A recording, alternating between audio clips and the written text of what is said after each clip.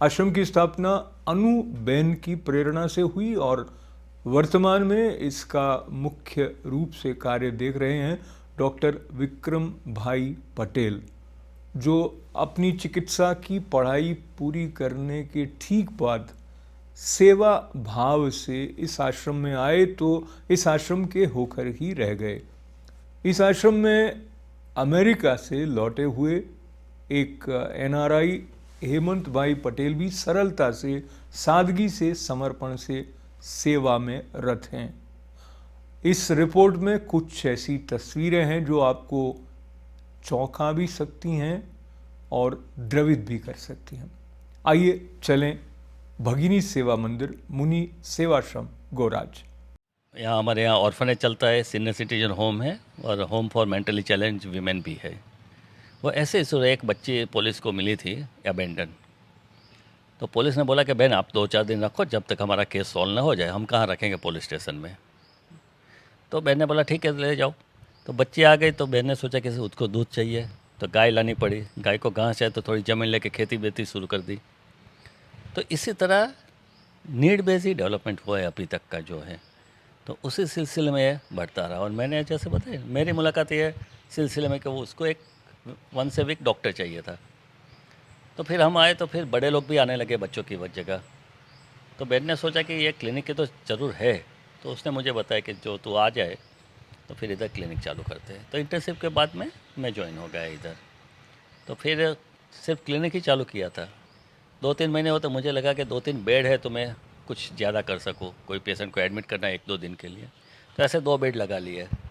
तो ऐसे धीरे धीरे बढ़ते बढ़ते वो अभी का जो माहौल है वो स्कूल में भी, जैसे किंडरगार्टन में बच्चे पढ़ रहे थे, 6 साल के हो गए, अभी क्या करने का, तो प्राइमरी स्कूल बना दी। 7वीं के पास होने के बाद सेकेंडरी स्कूल बना दी।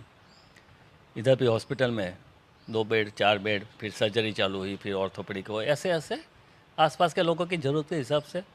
कोई हड्डी तोड़कर आया तो बहन बोले कि विक्रम भाई अपने यहाँ, तो मैंने बोला रिफ़र करने का और क्या, बड़ौदा, तो चलो ना हम ही शुरू करते हैं। तो इसी तरह से कैंसर का भी शुरू हुआ इधर।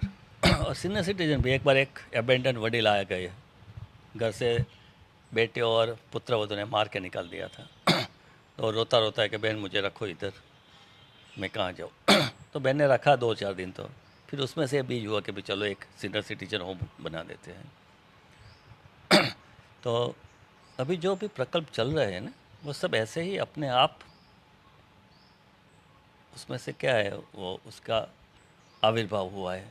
कोई भी प्रकल्प ऐसा नहीं है जो बहन ने चालू किया, मतलब सोच के, या तो बोर्ड ऑफ ट्रस्टी ने सोच के चालू किया। वो आसपास के लोग से वो जुड़े रहते हैं तो उनकी समस्या बताते रहते हैं और उसके हिसाब से कुछ ना कुछ प्लानिंग करके उसकी समस्या कैसे हल करे, वो हिसाब से जो भी आज हो रहा है वो हो रहा है। तो डॉक्टर विक्रम जी और हेमंत जी के साथ में भगिनी मंदिर की तरफ हम जा रहे हैं। और भगिनी मंदिर के बारे में आप क्या बता रहे थे? वो मंद बुद्धि की बहनों का विभाग है, एडल्ट, 17 साल और उसके ऊपर के, और जिसका IQ लेवल 55 और या कम है ऐसे। तो ये करीबन 100 बच्चियाँ हैं अभी और एक्सपांसन चल रहा है क्योंकि ज़्यादा वेट लिस्ट भी है, तो दूसरी 100 की एडिशन कर रहे हैं हम अंदर। नाम बहुत सुंदर है, भगिनी मंदिर, आपने चयन किया था? नहीं, अनुबेन ने किया था। अच्छा, ये भगिनी मंदिर है जहाँ मंद बुद्धि की बहनें रहती है। अभी करीबन 100 बहनें हैं। उसकी शुरुआत भी अनुबेन ने ऐसे ही की थी। एक हमारे डोनर थे, मुंबई से आए थे, तो उसकी एक बेटी वो मंद बुद्धि की थी। तो वो ढूंढ रहे थे कि भाई हम जीवित है तब तक उसकी कहीं पर देखभाल के लिए शुरुआत में कुछ मदद की। और सबसे पहले बहन ने बनाया था 15 बहनों के लिए। फिर तो एक ही फैसिलिटी थी, इसलिए ज़्यादा बहनें आती गई तो बढ़ता गया, तो अभी 100 की फैसिलिटी है और अभी भी एक वेट लिस्ट है। तो उसी सिलसिले में अभी उसे बढ़ा रहे हैं आके। नहीं, यहाँ पर जो इसको पता होता है वो आके एप्लीकेशन देते हैं, तो first come first serve basis पे चयन करते हैं। यहाँ पर तो उसके IQ के हिसाब से जो हमारा साइकियाट्रिस्ट है, तो उसके लिए कुछ हाउस होल्ड वर्क या तो कुछ लर्निंग जैसे छोटे मोटे ट्रेड है वो एडवाइस करते हैं। बाकी के तो क्या है, just to keep them happy and healthy. उसके साथ क्योंकि वो अपनी मस्ती में जी रहे हैं, जो 25 से लेकर 40 तक आईक्यू है वो तो कुछ करेगी नहीं, लेकिन उसको हेल्थ का लेना और hygiene, that is the main. क्योंकि जब ये आईक्यू लो होता है ना, तो hygiene is very poor most of the thing, because they also don't know about their urination और डिफिकेशन ऑल्सो समटाइम्स। सो ये कैसे तय होता है कि 25 से 40 तक की आईक्यू है? आप भी यहाँ पे कोई टेस्ट करते हैं, मेजर हमने करते हैं? वो हमारा साइकोलॉजिस्ट है, वो पैनल है, तो कोई भी एप्लीकेशन आती है तो हम उसको उधर भेज देते हैं, तो वो फिर टेस्टिंग करके हमको एक सर्टिफिकेट दे देते हैं कि उसकी आईक्यू इतनी है। और और सामान्यतः जब वो परिवार से दूर यहाँ आ जाती हैं, तो परिवार का उनके साथ संपर्क या कुछ रहता है? जब माँ बाप जीवित है तब तो बहुत बढ़िया रहता है।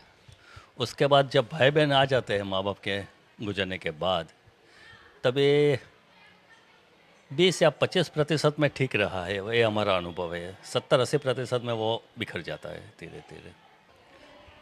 मानसिक अस्वस्थ, या ये इसका टिपिकल एक ये है जो देखेंगे। नहीं, लॉक है, बहन को बोलना पड़ेगा। हाँ हाँ, ये तो आई जैसे जय श्री कृष्ण। तो ये अभी उसका एक्टिविटी हॉल है ये, तो उधर ये सब एक्टिविटीज़ वगैरह करते हैं। जय श्री कृष्ण।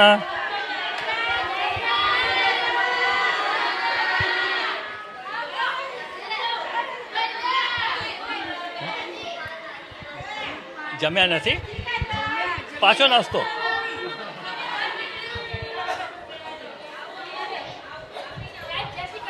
એટલે જમીન તરત નાસ્તો।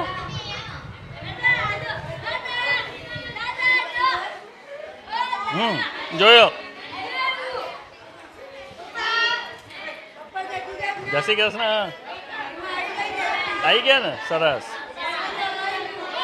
सो एज पर एडवाइस ऑफ, तो एक्सरसाइज में क्या दिक्कत होती है, तो इसलिए कोई काम ऐसा रहता है जिसमें मस्कुलर एक्टिविटी होती रहती है। फिर फिजियोथेरेपिस्ट आती है, वो जो चुने हुए हैं उनको फिजियोथेरेपी की ज़रूरत होती है वो। उसके बाद एक वोकेशनल टीचर है जो बच्चा सीख सकती है, तो उसके लिए कुछ छोटा मोटा, मतलब जैसे सिलाई काम है, गुथन काम, परत काम है, थोड़ा पेंटिंग का है, वो सिखाती है।